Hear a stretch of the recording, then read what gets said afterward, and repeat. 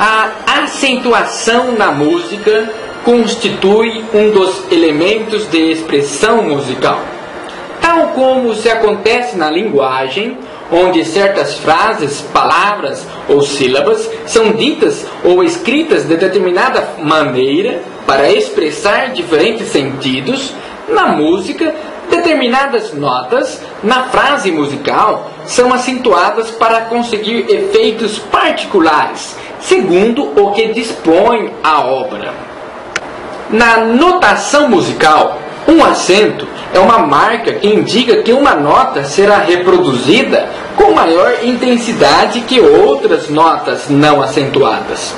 Na poesia, a métrica é a distribuição organizada das sílabas átonas e tônicas, que ocorrem de forma a projetar estruturas regulares ou irregulares. Assunto tão difundido atualmente, mas de pouco domínio pelos músicos. Já sabemos que os compassos são divisões do tempo em séries regulares, de acordo com uma organização métrica. Há 3 tipos básicos de divisão de compasso: binário, ternário e quaternário, dos quais resultam outros tipos que são combinações desses. Confere o exemplo.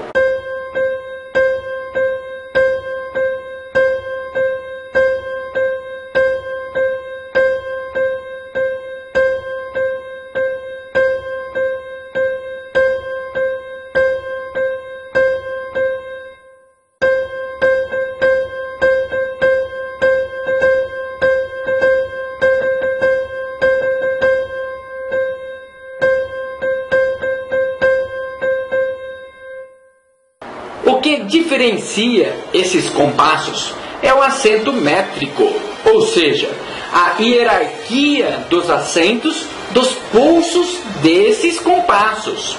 O fato de um tempo ser forte ou fraco não está relacionado à dinâmica, mas ao tipo de apoio que recai sobre cada tempo. Além desta primeira acentuação, nesta divisão denominada como divisão principal, primária, inicial, há outras acentuações nas subdivisões e semi-subdivisões, chamada de acentuação secundária, subsidiária, auxiliar, acessória, podendo ser binária, ternária ou até mesmo quaternária, não importando a divisão temporal predominante do compasso. Chamamos de arces o tempo que possui menos apoio, ou seja, aquele que possui uma sensação de movimento ou de impulso para um tempo forte. Teses é o tempo mais apoiado, que dá sensação de repouso, estabilidade. É o forte. É possível existir diferentes posições métricas para o início de um trecho musical. Início tético, ou seja, completo, quando uma melodia inicia no tempo forte da linha melódica. Início acéfalo ou decapitado, quando uma linha melódica inicia após o tempo forte, isto é, quando se elimina o tempo forte inicial. E início anacrúsico ou protético, ou seja, incompleto, em que o início ocorre como preparação ou impulso para um tempo forte. Geralmente, para se considerar uma anacruse, o início deve ocupar menos da metade do compasso. Caso contrário, trata-se apenas de um início acéfalo. Confere o exemplo.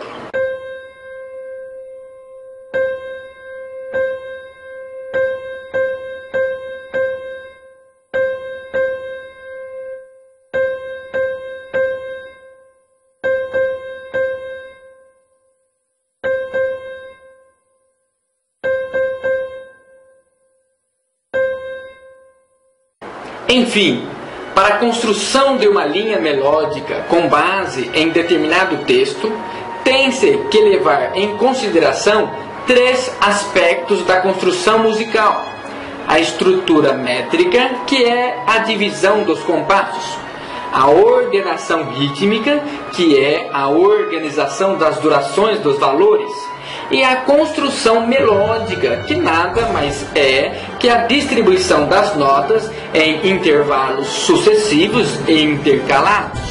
Naturalmente, outros elementos como a harmonia, o contraponto e a textura devem ser levados em consideração para a realização de uma correlação satisfatória entre poesia e música.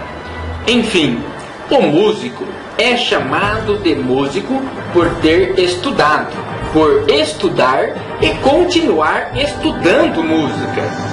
E é neste decorrer do aprendizado que cria uma bagagem musical, experiência, conhecimento, informação, que tudo isso fará parte da sua personalidade como músico. Assim, se um músico visualizar 4 figuras iguais, seguidas, mecanicamente ele solfejará ou executará forte, fraco, tati, tati.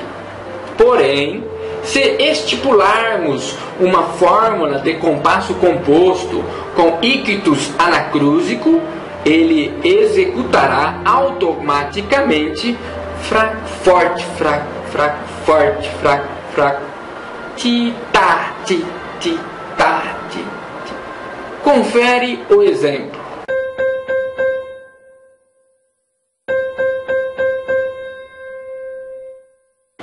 O que queremos dizer com tudo isso? A acentuação faz parte do músico, pois um dos elementos da música é o ritmo. Assim, qualquer transcrição musical que o músico visualize, espontaneamente ele executará a peça musical com uma dose de metria acentual, sem perceber. Igualmente na leitura de um texto, não dizemos música só por ser acentuada a sílaba mu, e sim pronunciamos naturalmente música, ocorrendo o acento sem percebermos, sem provocarmos, pois já faz parte da cultura e formação escolar. Pautados em algumas teorias, ousamos dizer que o acento métrico ocorre, nasce, por si só, acontece, produz, surge naturalmente. De acordo com o ritmo e com a distribuição dos valores e o agrupamento destes formando um conjunto de tempos, naturalmente brota o acento métrico. Aparece, deriva do ritmo, procede dele, sendo parte dele, e com este coexiste, não necessitando produzir o acento, fazer, executar, não sendo preciso querer fazer o acento, pois automaticamente acontece por causa da interiorização rítmica que há em cada músico. Quer um exemplo disso? Um bom exemplo é uma festa de aniversário, onde reiteradamente, todos os anos, ocorre em qualquer família. E ao cantar a canção do parabéns, mundialmente conhecida, ninguém tem uma partitura na frente, e nem muito menos músicos tocando. Ninguém rege, ninguém alerta sobre os compassos e suas acentuações. Ou seja, naturalmente ocorre a acentuação. Por mais que há modulações da acentuação, não há um alerta, um aviso, uma explicação sobre divisão de tempo e acentuação métrica para os convidados da festa. Naturalmente cantam com acentuação, iniciando a música do parabéns a você no compasso ternário 3/4, forte, fraco, fraco, forte, fraco, parabéns pra você nesta data querida. E assim acentuam forte, fraco, fraco, forte, fraco, fraco.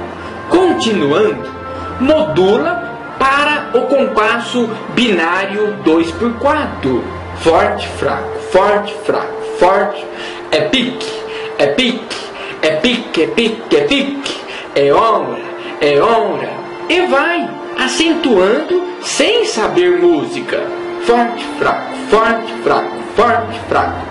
Confere o exemplo.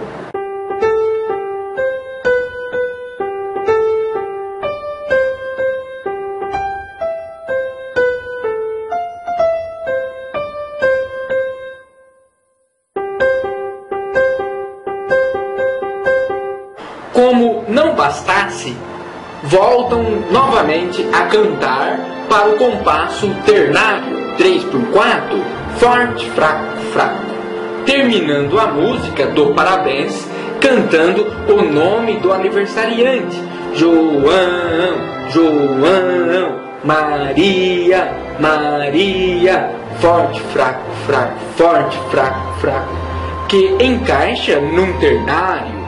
E quando acha que já é muito para um grupo de pessoas que geralmente não tem conhecimento musical, após cantar o nome do convidado, alguém inicia uma nova canção modulando de volta para o compasso binário 2/4, forte, fraco, forte, fraco. Com quem será? Com quem será? Com quem será que o João vai casar? Confere o exemplo.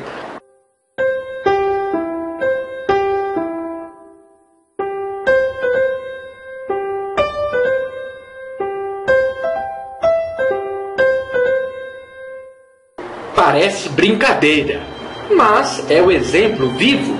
Ou seja, ninguém numa festa de aniversário, por mais que sejam todos músicos, estará lembrando de acentuação métrica, fórmula de compasso, modulação temporal. Entretanto, ao cantar, a acentuação métrica nasce, brota, surge naturalmente, espontaneamente, automaticamente.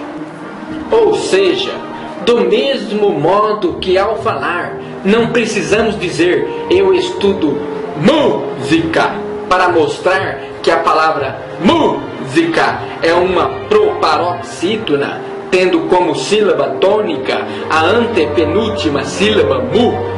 Ao tocarmos, não precisamos forçar o som para mostrar o acento métrico.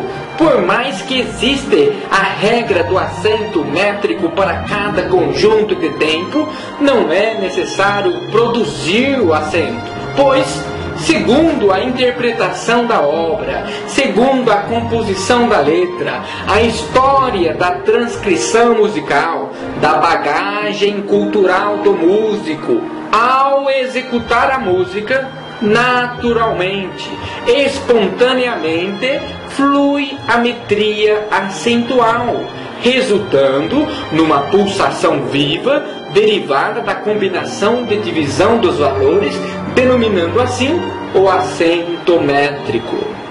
Por assim dizer, o acento não é provocado, e sim acontece no executar da música pela interpretação do músico, de maneira tal que é sentido naturalmente, pois a execução de um hino envolve muito mais do que contagem de tempo, pulsação de movimento, acentuação métrica, expressão do hino, intensidade, andamento, fraseado, legado, articulado ao executar um hino na congregação. Além de tudo isso, deve estar presente a intenção da devoção, da adoração, a intenção de louvar a Deus com seu instrumento. Com isso, Tem-se três possibilidades de correlação entre música e texto. Primeiro, o reforço. Segundo, a oposição. E terceiro, a autonomia, que não será tratada neste trabalho. O que nos interessa é o reforço e a oposição. O reforço também chamado de apoio, base ou repouso. E em contrapartida, a oposição, denominada às vezes de inversão, deslocamento ou atração do acento. Confere o exemplo.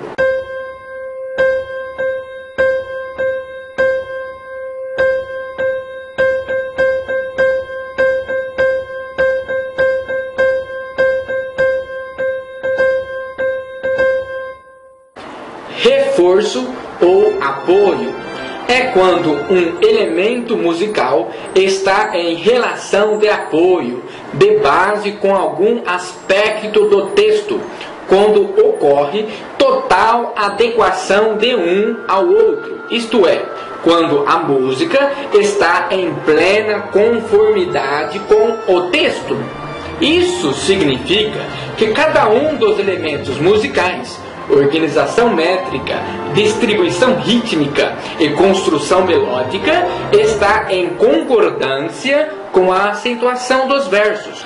Assim, cada uma das sílabas tônicas do texto está enfatizada, por ser colocada no tempo forte do compasso, exemplo do reforço métrico, ou por ser colocada na nota mais longa com relação às notas adjacentes, exemplo do reforço rítmico, ou por ser a nota melodicamente mais destacada, exemplo do reforço melódico. Seja por ser alcançada por salto, por ser mais aguda, por ser tratada como uma apogiatura, ou por ser a dominante da tonalidade, inúmeras situações.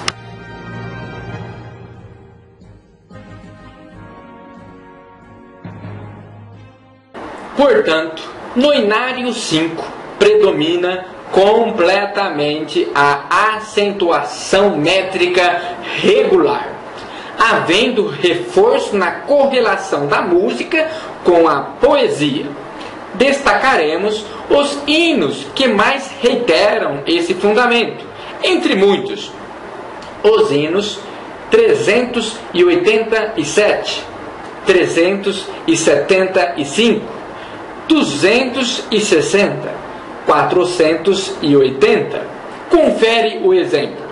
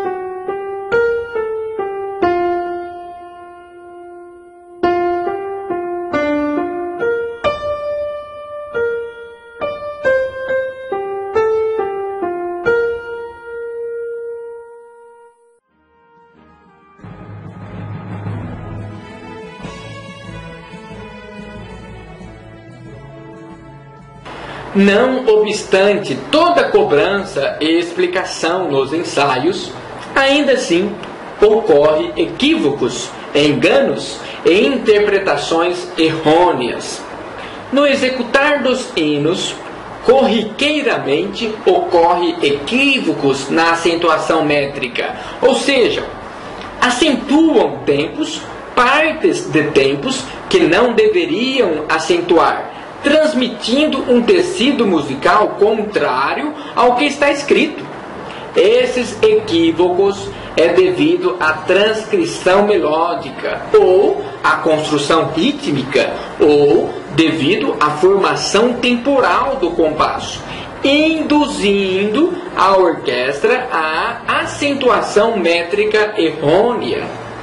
Veremos esses exemplos onde a orquestra, por confusão, executa acentuando equivocadamente. Destacaremos os hinos que mais reiteram esse fundamento. Entre muitos, os hinos 378, 178, 261, 428, 235, 432, 171, 207, 300, 339, 344, 419, 181, 186, 188, 298, 304. Confere o exemplo.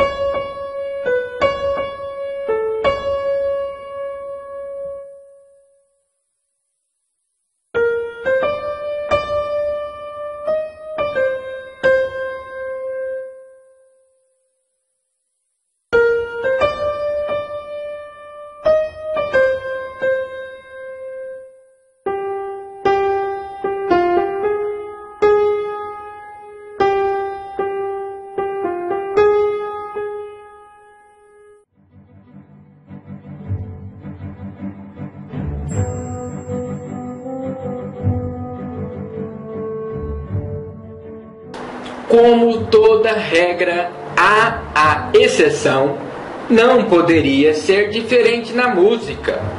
A acentuação métrica ordinária, na regra geral, acentua-se o primeiro tempo de todo o compasso. Sendo binário, o segundo é fraco. Sendo ternário, só o primeiro é forte, se assim como já vimos anteriormente.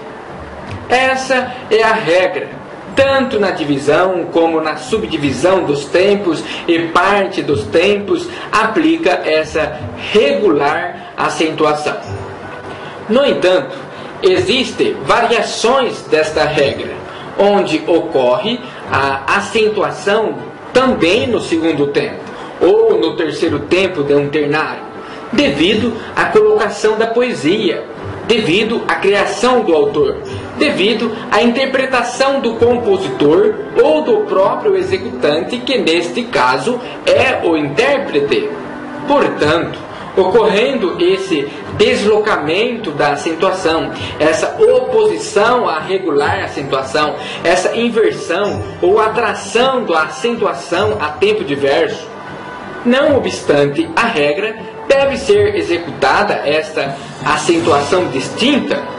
Oposição na acentuação é o elemento que difere da concordância da notação musical com os elementos do texto, ocorrendo uma divergência entre a regra, quando os elementos do texto são elaborados de forma a produzir uma discrepância com relação à notação musical. Para que algum elemento musical possa se relacionar com a métrica do texto por oposição, sem que isso acarrete em erro de prosódia, é necessário que pelo menos um dos outros elementos esteja em relação de repouso, de reforço com relação ao texto. Ou melhor dizendo, que no mínimo o primeiro tempo tem o repouso da pulsação, além de necessariamente haver no mínimo um compasso em concordância com a metria acentual, transmitindo a real pulsação métrica da fórmula do compasso. Em outras palavras, se todos os elementos musicais se opõem à métrica poética, o resultado certamente será uma má colocação do texto em música, e por esta razão é necessário que pelo menos um aspecto da música esteja em concordância com a métrica da poesia. Portanto, alguns hinos do inário ocorre esse deslocamento do peso da pulsação, essa inversão da metria acentual, opondo a regra, porém de forma graciosa, mantendo a cadência rítmica e digo mais, sendo não só necessária esta atração da acentuação no tempo fraco, como também um ornamento da obra. Temos como exemplo que enquadra nestes casos de oposição, inversão, deslocamento da acentuação, os hinos 40, 309, 354, 411, 17, 180, 198, 250, 256, 352 e 400. Confere o exemplo.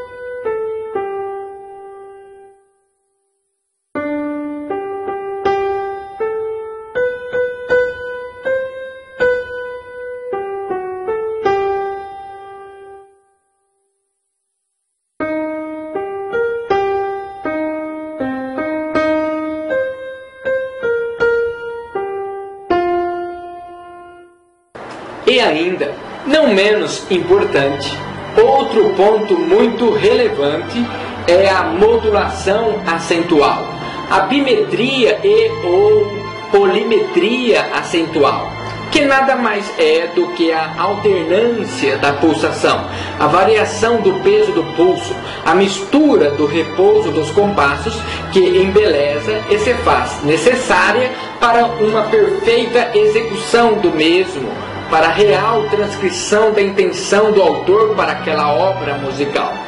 Como exemplos de acento principal polimétrico, temos os hinos 296, 368, 342, 346, 352, 422. Confere o exemplo.